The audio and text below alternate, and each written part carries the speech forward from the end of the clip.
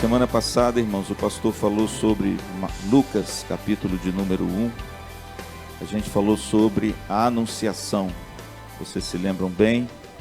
A visita do anjo Gabriel a Maria, como aquela menina tão jovem, tão piedosa, ficou tão perturbada, tão atemorizada. Este foi o primeiro grande fato do Natal. O anjo visita Isabel, depois ele visita Maria, e ele vem com a notícia maravilhosa de que do ventre daquela menina, uma jovem, uma adolescente, viria o Salvador. Lucas, capítulo 2, a partir do versículo 18. Mas o interessante, irmãos, que o segundo evento, o segundo fato do Natal, do primeiro Natal, agora está descrito em Mateus. A partir do versículo 18, no capítulo 1 de Mateus, a grande pergunta que a gente faz é o seguinte: e agora, José? Existe um poema muito bonito falando sobre isso, né? E agora, José? Mas eu acho que esse poema mostra bem o que esse segundo relato do primeiro Natal chama a nossa atenção. Imagine só uma moça no recôndito da sua vila, da sua casa em Nazaré, recebe a visita de um anjo. Esse anjo traz uma notícia completamente nova, singular, que nunca se ouviu, nunca se viu, ninguém ouviu nada parecido. E agora essa moça tem que contar isso para aquele que seria o seu marido. Você imagina só o que essa moça diria para esse rapaz? O texto diz lá em Lucas que Maria estava desposada de José. Desposada é um compromisso, uma aliança de casamento, inviolável. Ainda não foi de fato consumado, mas já era pretendida para ele. E essa moça, de repente, o anjo diz que ela conceberá, ou seja, ela vai ficar grávida, e ela dará à luz um filho, e esse filho se chamaria Jesus. Eu fico imaginando, irmãos, e agora? Eu acho que a primeira pergunta que Maria fez foi o seguinte: como eu vou contar isso para ele? Como eu vou falar com ele? Eu recebi uma visão de um anjo e ele falou que eu vou ficar grávida. Será que ele vai acreditar em mim? Será que esse homem vai ter a fé suficiente para acreditar apenas no meu relato? E de repente, irmãos, Mateus, ele narra a reação de José. Então vamos lá. Capítulo 1, versículo 18. É claro que Mateus ele faz uma síntese daquilo que Lucas gastou muitos versículos para falar. Mateus sintetiza, porque a ênfase de Mateus é em José. E você vê que Lucas não enfatiza José, apenas Maria. Mas Mateus narra um pouco da reação desse homem, e você vai ver que a Bíblia chama ele de justo. Versículo 18, vou fazer da mesma forma de quinta passada. Vou ler os versículos, interpretá-los, e no fim eu vou extrair uma aplicação para a minha vida, para a sua vida nos dias de hoje. Mateus capítulo 1, verso 18 diz assim: ora, o nascimento de Jesus Cristo foi assim: estando Maria, sua mãe, desposada com José. Veja que o mesmo texto, o mesmo termo que Lucas usa no seu evangelho, Mateus usa aqui. Sem que tivessem antes coabitado. Lembra que o pastor disse que a ênfase bíblica é de que Maria era virgem. Lucas fala isso duas vezes e aqui Mateus rebate no mesmo versículo. Achou-se grávida pelo Espírito Santo. Veja que Lucas 1, 27 dá os detalhes disso. Mateus não. Mateus é sucinto. Mateus não fala de Maria perturbada, de Maria com medo. Maria não fala de como, Mateus não fala de como aconteceria, como Lucas narra, descerá sobre ti o Espírito Santo, nada. Mateus não fala do anjo, não fala de Gabriel, não fala da aparição do anjo, nada. Mateus é sucinto. Mateus não narra como se deu a anunciação, mas ele é muito resumido, porque a ênfase dele, vocês vão ver mais para frente, é em outra coisa. Então no verso 18 diz que ela achou-se grávida pelo Espírito Santo. Mas José, seu esposo, sendo justo, então preste atenção, irmãos, que José aqui não é um sujeito qualquer. José não é um homem leviano. José, pelo contrário, nós vamos ver daqui a pouco, que o gesto de José foi da mais alta nobreza, da mais alta coragem. Ele foi destemido para preservar a sua esposa, ou aquele a quem ele estava desposado. O texto diz no verso 19, mas José, seu esposo, sendo justo, e não a querendo infamar, ou seja, não querendo prejudicar Maria, por quê? Porque como o pastor disse, Deuteronômio 22, 22 e 23 diz que se uma mulher desposada com um homem aparecer grávida, e se esse filho não for do homem, o homem dará uma denúncia dessa mulher publicamente às pessoas, às autoridades, e essa mulher então morreria apedrejada. Mas veja, irmãos, que José não faz nada disso. José não segue a lei, na letra da lei. Isso é muito importante, porque qualquer homem normal naquele tempo cumpriria a lei de Moisés. Levaria a sua esposa aos magistrados e a prova do fato estava ali. E essa mulher então seria morta, bem como se achassem quem fez tal ato, também seria. Mas no verso 17 o texto diz, mas José, seu esposo, sendo justo, e não a querendo infamar, a palavra infamar significa expô-la publicamente à vergonha e ao vexame. Eu não sei se você tem uma outra tradução aí, sem ser a revista atualizada, mas em outras traduções trazem esse contexto de forma mais clara. O que José fez? Ele não expôs a sua esposa à vergonha, ele não denunciou a sua esposa, ele não cumpriu a lei com a sua esposa, mas o texto diz que ele resolveu deixá-la secretamente. Pastor, qual foi o gesto longânimo de José? Sem denúncia não tem o ato. Entende? Olha, irmãos, como José foi gracioso com essa moça. Olha como José não usou da lei para punir essa moça, mas ele usou da graça. Graça que Jesus usa com a gente todos os dias, né? Porque se de repente, irmãos, nós fôssemos alvos da punição da lei nua e crua, eu acho que nenhum de nós estaríamos aqui, é ou não é? Mas veja, irmãos, que José fez um negócio extraordinário. José, quando soube da notícia, o texto não diz por quem, mas eu imagino que ele soube pelos lábios de Maria, né? Porque o texto diz que ele, sendo justo e não querendo infamá-la, ou seja, não querendo prejudicá-la, expô-la ao vexame, denunciá-la publicamente, ele deve ter ouvido isso dela, dos parentes dela, de alguém da vila. O texto não fala, mas chegou ao ouvido dele, irmãos, um fato terrível naquela época.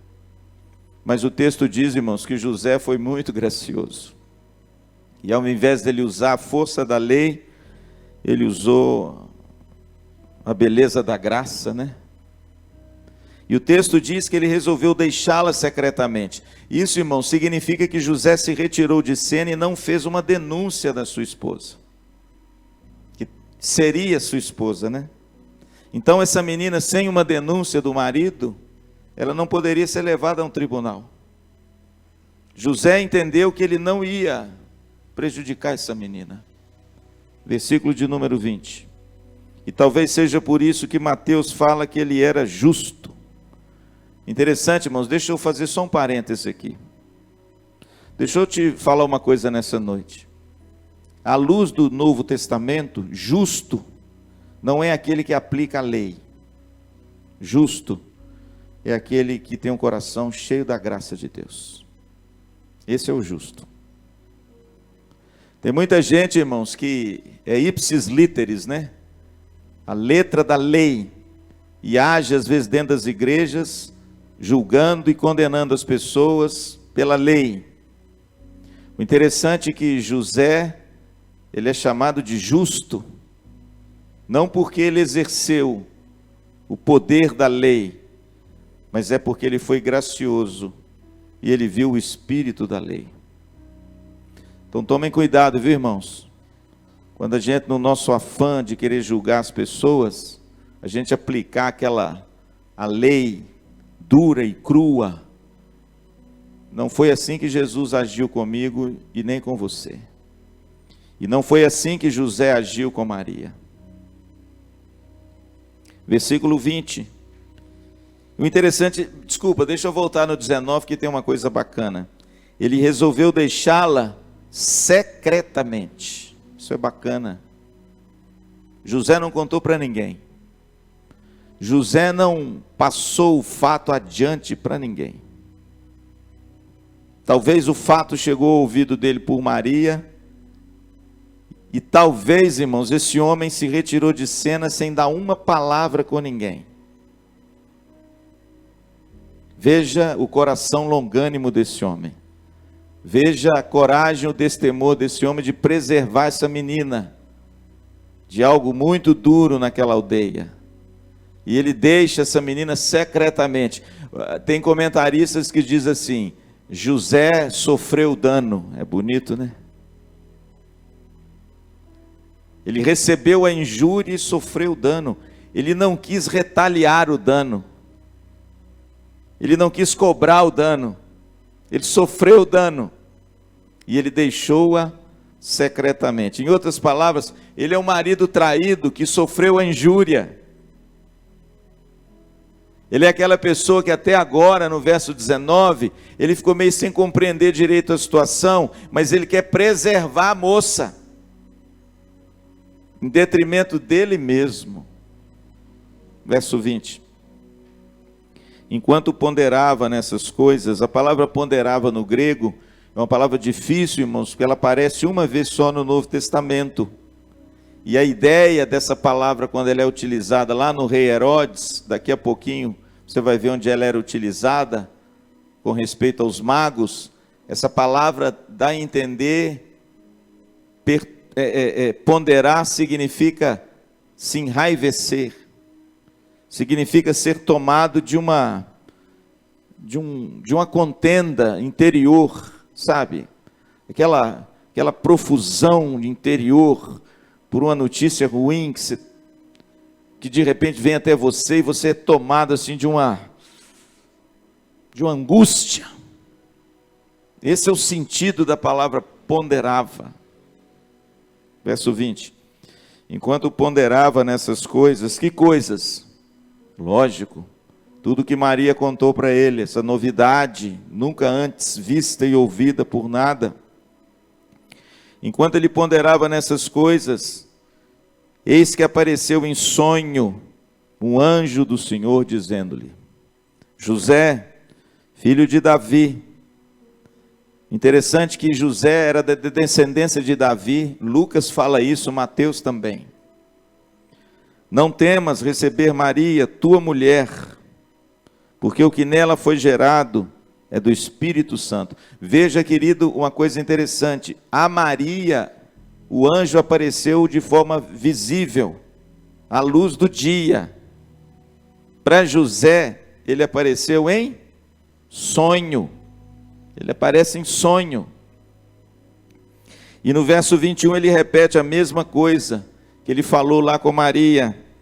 Ela lhe dará à luz um filho, e lhe porás o nome de Jesus, porque ele salvará o seu povo dos pecados deles. Ora, tudo isso aconteceu para que se cumprisse o que fora dito pelo Senhor por intermédio do profeta. Isaías capítulo 7, versículo 14. Eis que a virgem conceberá e dará à luz um filho, e ele será chamado pelo nome de Emanuel, que quer dizer Deus conosco. Irmãos, José não viu o anjo, viu? José não teve uma aparição dos anjos, como os pastores e como Maria e Zacarias teve. José dormiu e teve um sonho. No tempo do Novo Testamento, Deus falava muito com as pessoas em sonho. Pastor, Deus fala hoje em sonho com as pessoas? O que você acha? Pergunta difícil, hein, pastor? Pode ser que sim, pode ser que não. O profeta Jeremias, ele diz o seguinte: olha, se você tiver um sonho, trate como sonho. Não fica achando que todo sonho que você tem é que Deus revelou a você o que vai acontecer, não. Agora, se for de Deus, o que você sonhou vai acontecer. E a prova que é de Deus é quando acontece. Mas aqui, irmãos, aqui é diferente. Aqui estava no momento da revelação do Messias que viria. E o texto diz que enquanto José ponderava nessas coisas, ou seja, enquanto ele pensava nessas coisas, enquanto o seu coração ficava atabalhoado, atribulado com essas coisas, o texto diz que um anjo aparece a José em sonho. E o anjo fala com ele: olha, não tenha medo, não temas receber Maria por tua mulher. O interessante, irmãos, o pastor Luciano pregou aqui domingo as duas palavras, né, encorajadoras que Deus deu para Maria: alegra-te e não temas. Veja que foi a mesma palavra que Deus deu para José. Aqui, verso 20: José, filho de Davi, não temas. Se você for lá em Lucas, você vai ver que o anjo chega perto de Maria e diz assim: Maria, não temas. Está vendo? É a palavra de ordem para gente que vive medroso por aí. Não temas. Não fique perturbado, José. Não fique cheio de dúvidas no seu coração. Não fique assim, com o coração em chamas, enraivecido. Filho de Davi, não temas receber Maria, tua mulher. E aí, irmãos, ele cita a profecia, e dizendo que, olha, esse será aquele que foi predito há 750 anos antes, pela boca do profeta Isaías: a virgem conceberá e dará à luz um filho, e ele será chamado Emanuel. Vamos cantar uma música bonita no nosso musical, o Emanuel. Vamos cantar, vai ser bonito, dia 18. O Emanuel, o Deus conosco. Verso 24. Vamos ver o que aconteceu com José. Despertado José do sono, opa, outra pista. O sonho que José teve não foi uma visão acordado. O sonho que José teve foi dormindo. Por quê? Porque o texto diz despertado do sono. Aí me chama a atenção uma coisa. Eu acho que se eu recebesse uma notícia dessa, eu não ia conseguir dormir. Você ia?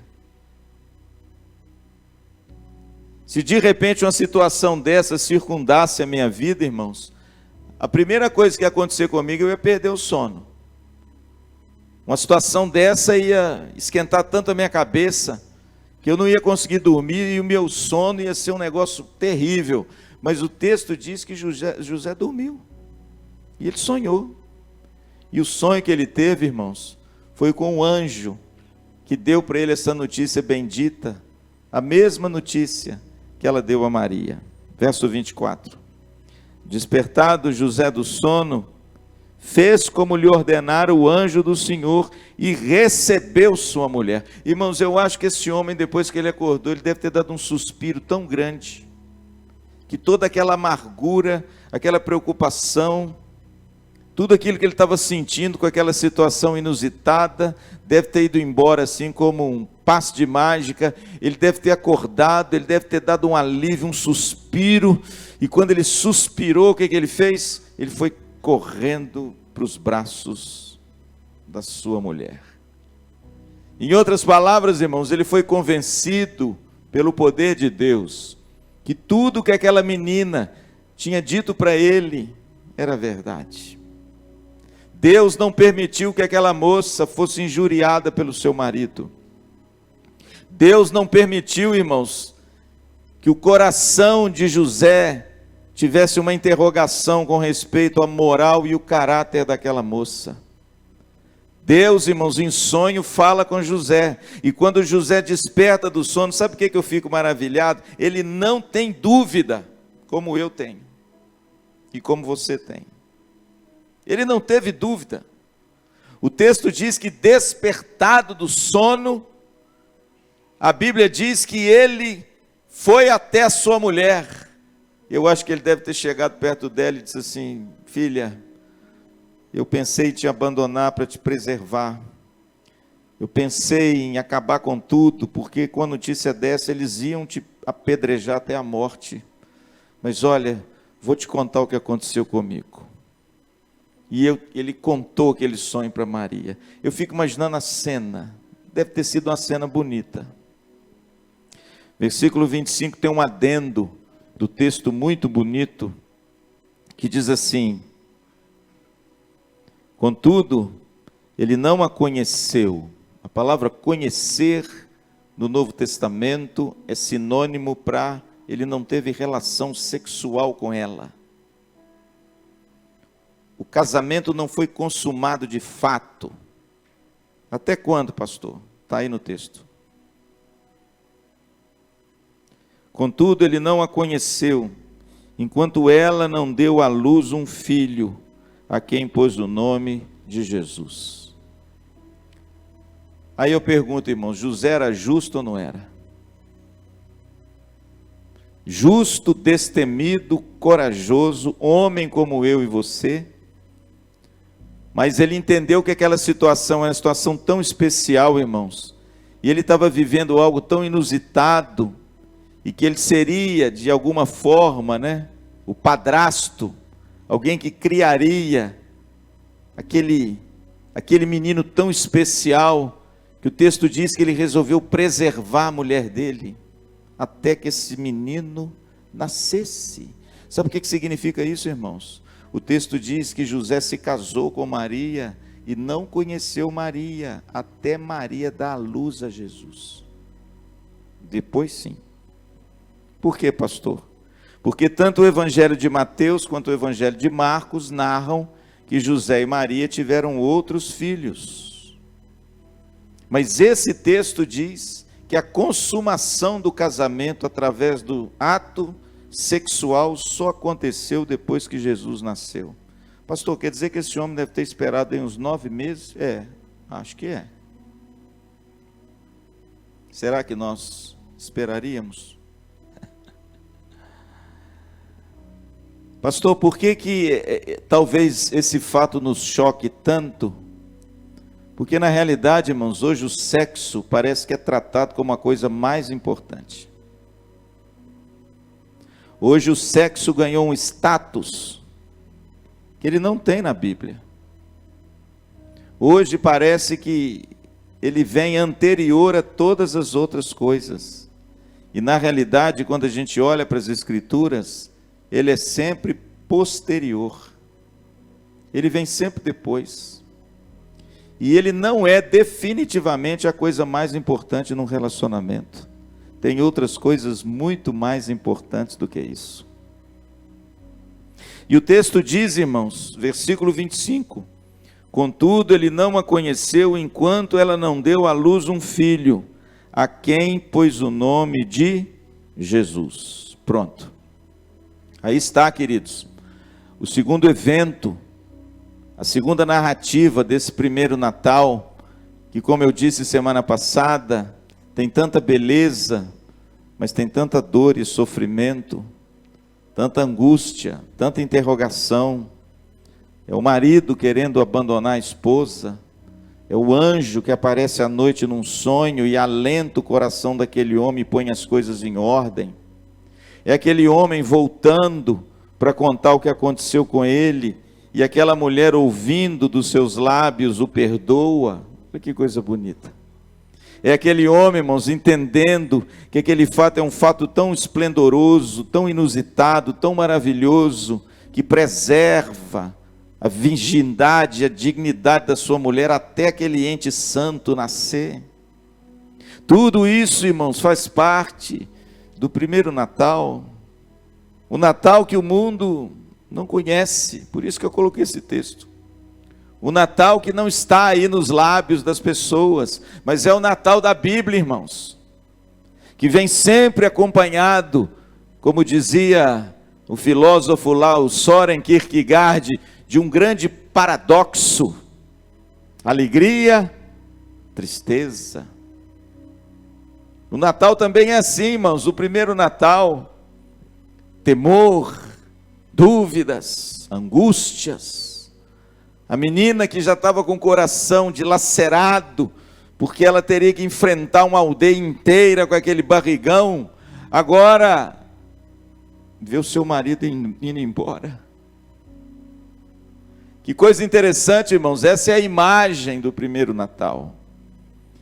É dessa forma que Jesus entrou nesse mundo. O paradoxo do bem e do mal, da alegria e da tristeza, encarnado nos progenitores desse homem maravilhoso. Pastor, o que eu aprendo com essa narrativa e principalmente com a reação de José? O que eu aprendo para a minha vida no dia de hoje, com a reação de José a esse fato acontecido, inusitado, diferente, inacreditável? O que Deus requer de nós, irmãos? O que essa mensagem tem a ver comigo e com você hoje? Em primeiro lugar, irmãos, permitam-me dizer, nós aprendemos que nós nunca devemos esmagar a cana quebrada. Aliás, irmãos, quando Jesus veio a esse mundo, os evangelistas já disseram, extraíram essa imagem bonita do Velho Testamento, e Mateus diz que quando Jesus viesse, ele não esmagaria a cana quebrada. Que imagem é essa? É a imagem mesmo daquela vegetação que de repente já está quebrada, e o sujeito vem, pisa em cima e quebra mais. O texto diz que quando Jesus viesse, ele não clamaria nas praças, ele não quebraria a cana quebrada. O que significa isso? Ele não veio para pisar aquele que já está pisado pelo mundo. E José fez a mesma coisa. O texto de Lucas diz que Maria estava aflita, perturbada já com a notícia do anjo, e José, irmãos, ele preservou Maria. Essa é a primeira grande lição, irmãos, que eu preciso aprender, Nós precisamos aprender como José, que nós não devemos esmagar aquele que já está esmagado. Nós temos que tomar um cuidado para não quebrar aquele que já está quebrado. Nós temos que tomar cuidado para não sermos arautos do caos na vida das pessoas, mas pelo contrário, a gente não deve esmagar o que já está quebrado, mas a gente tem que se esforçar para consertar o que está quebrado, amém? E José fez isso. Ele agiu de forma graciosa.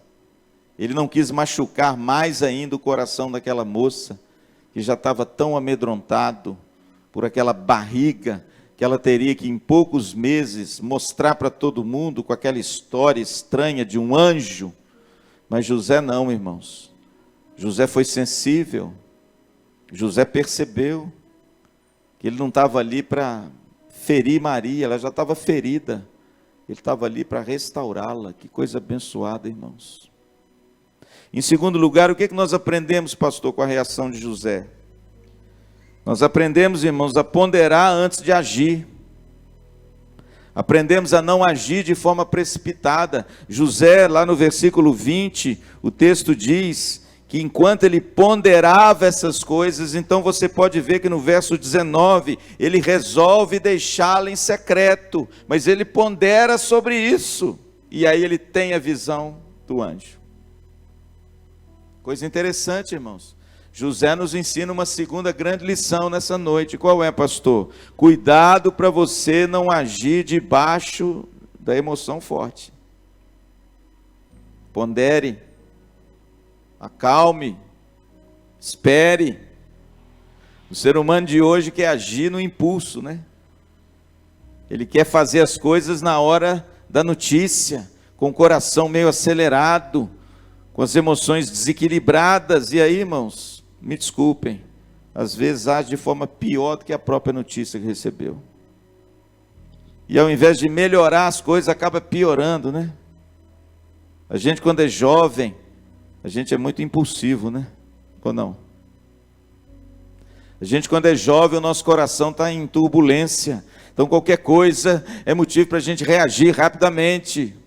Mas à medida, irmãos, que a gente vai ficando velho, não sei você, a gente vai ficando mais ponderado. A gente começa a ouvir mais. A gente começa a não reagir com tanta rapidez às coisas. Calma. Pondere. Espere. Não haja no afã da coisa. Não haja quando de repente você toma ciência de um assunto e quer resolver na mesma hora. Calma. O mundo hoje está acelerado, não é? Se houve uma notícia aqui, você já quer ligar e esculhambar o sujeito, você nem sabe se é verdade. A internet hoje está bombardeando todo mundo com fake news para todo lado. E o sujeito pega esse fake news e já bombardeia o outro, nem sabe se é verdade. Calma, meu filho. Pondera. Já pensou se José fosse aquele cabeça quente, hein? Não tem nenhum marido aqui assim nessa noite, né? Cabeça quente? Não, aqui é todo mundo crente, manso e dócil e suave. E humilde.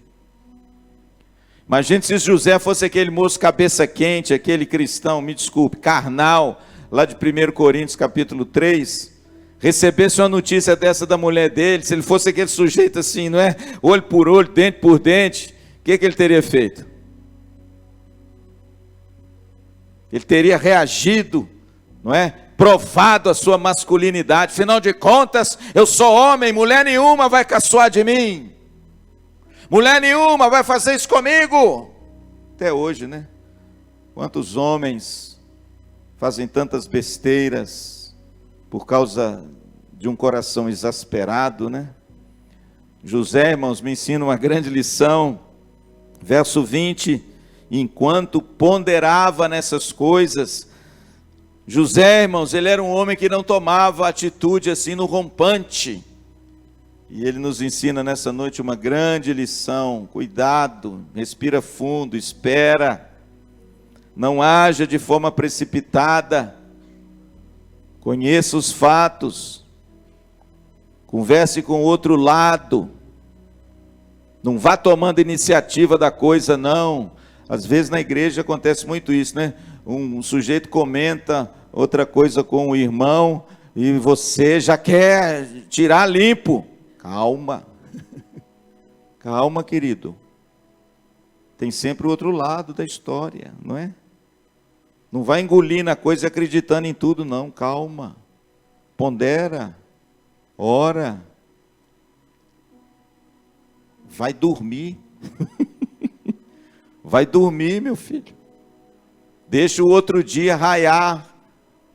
Porque você vai ver que as coisas vão consertar. As coisas vão clarear. Nós temos que tomar muito cuidado, irmãos, para não deixar que as emoções sejam as nossas algemas, né? Nos aprisionem. Nós temos que ser senhores das nossas emoções, e nós as emoções senhores de nós, viu, queridos? Cuidado. Cuidado para que as emoções não se apoderem de você e você seja escravo delas. Mas seja senhor das suas emoções. Sabe o que significa a palavra temperança na Bíblia? Sofronismos, no grego, significa, meu presbítero, ser mestre de si mesmo. Quando Paulo escreve a Timóteo lá, pois Deus não tem dado espírito de covardia, mas de poder, de amor e de moderação. A palavra ali, temperança, moderação, é sofronismos. Ela significa, seja mestre de você mesmo. O que é isso, pastor? Não seja escravo das suas emoções. Tenha um autodomínio, um autocontrole. Ouça as coisas, pondere sobre as coisas e não saia agindo igual um maluco não, querido, porque senão você vai causar mais mal do que bem. Amém? Segundo lugar, nós aprendemos isso de José. José, irmãos, não botou a boca no trombone não. José ouviu aquele negócio e guardou para si. Reverendo Hernandes fala o seguinte, que o cristão, ele tem que ser uma pessoa que apaga o fogo e não põe gasolina no fogo. O cristão foi chamado para ser um pacificador, entende? E não um contendedor. O cristão tem que ser aquela pessoa que quando você vê que o negócio esquenta, você seja aquela pessoa que esfria. Calma, ponderada, na sua casa, com seu filho, com seu marido, com os amigos, na igreja. Mas eu entendo, irmãos, que isso vem com uma vida cristã aos pés da cruz e com o tempo, né? O tempo faz isso com a gente. A gente, quando é jovem, a gente quer resolver tudo. Aí, quando a gente vai ficando velho, viu, Roberto? A gente vê que não resolve nada. E entrega tudo nas mãos de Deus, amém? Deixa eu dizer uma coisa para você, meu filho. Tem coisa na sua vida que você não vai resolver. Sabia disso? E eu vou dizer que é a maioria das coisas. Eu não é, Valmir? Tem coisas na minha vida, irmãos, que eu não tenho capacidade de resolver. E se eu quiser resolver, eu vou piorar a situação. Então o que eu faço? Faço igual José. Eu vou ponderar nessas coisas. Vou ficar ponderando nisso. Até que o anjo apareça para mim e me dê o livramento. Amém? Ah, irmãos, a nossa sociedade é tudo tão rápido, né? A gente quer reagir tão rápido às coisas. Que às vezes uma palavra dessa soa até esquisito, né? Mas o texto diz que enquanto ponderava nessas coisas, enquanto ele nos ensina a ponderar antes de agir, não agir de forma precipitada, a vontade de Deus, a obra de Deus, o plano de Deus foi feito. Olha que coisa linda. Já pensou se esse moço fosse tirar satisfação com os pais dessa moça? Já pensou se ele marcasse uma reunião para tirar satisfação com os pais de Maria? Não, vou lá no seu pai e na sua mãe, eu quero saber da boca deles essa história. Irmãos, que tragédia que ia ser para essa menina, para a aldeia, para a família. Mas sabe o que o texto diz, irmãos?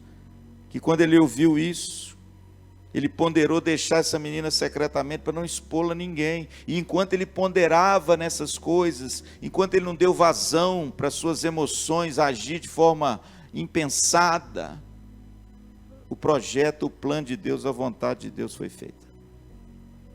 Olha o que diz o texto. Versículo 20. Enquanto ponderava nessas coisas, eis que lhe apareceu em sonho um anjo do Senhor. Pronto. Pastor, o que a gente aprende em último lugar com a vida de José? Primeiro, então, nós aprendemos que nós fomos chamados para não esmagar o que já está esmagado. Tá bom, irmãos? A nossa função não é julgar o sujeito no chão. A nossa função é tentar levantá-lo, amém? É para isso que Deus te chamou. Segundo, nós aprendemos a ponderar antes de agir. Conta até 10, toma um banho frio, respira fundo. Não haja no rompante. E em último lugar, irmãos, nós aprendemos que a obra de Deus, ela é sempre perfeita. Os seus caminhos, nem sempre os mais fáceis, mas eles são sempre os mais seguros.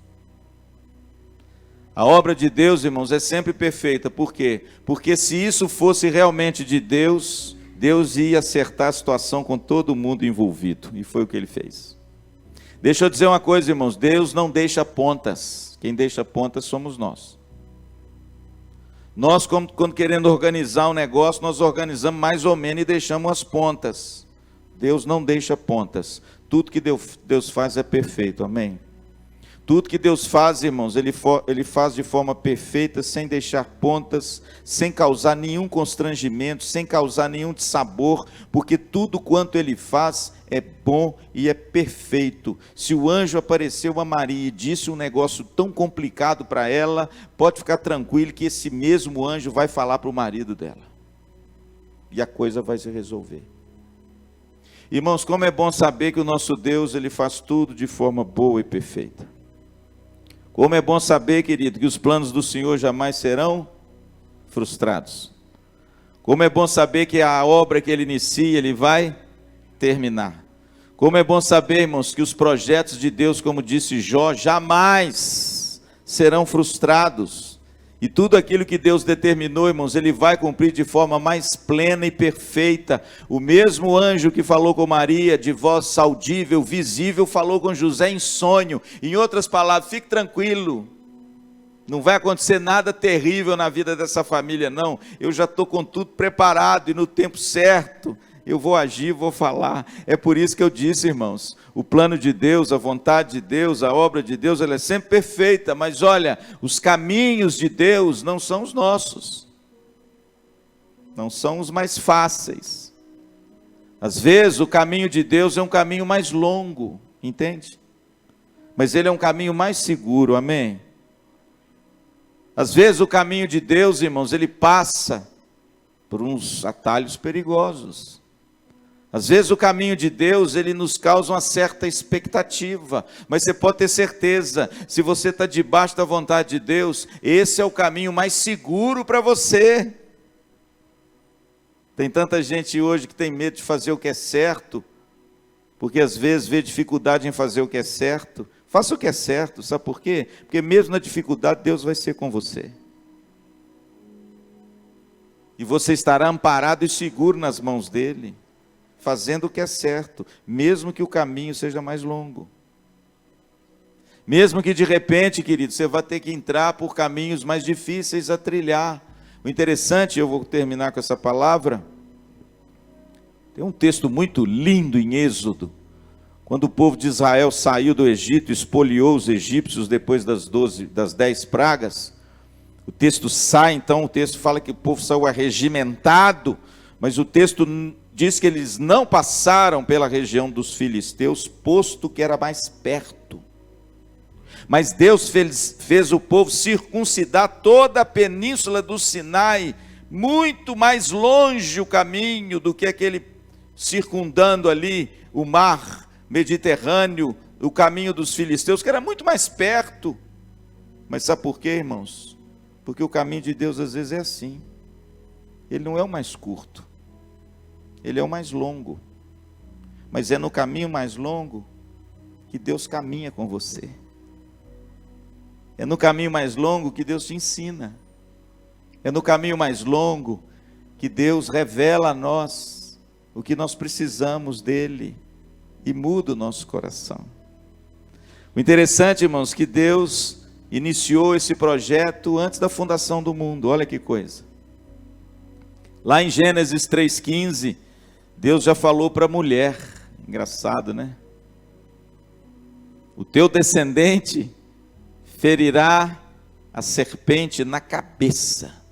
Lá em Gênesis, irmãos, Deus fez uma promessa para uma mulher, que dela viria o descendente, que esmagaria a cabeça da serpente e destruiria as obras do diabo. E em Maria, essa profecia se cumpriu. Essa mulher, irmãos, agora vai dar à luz o Redentor, o Salvador.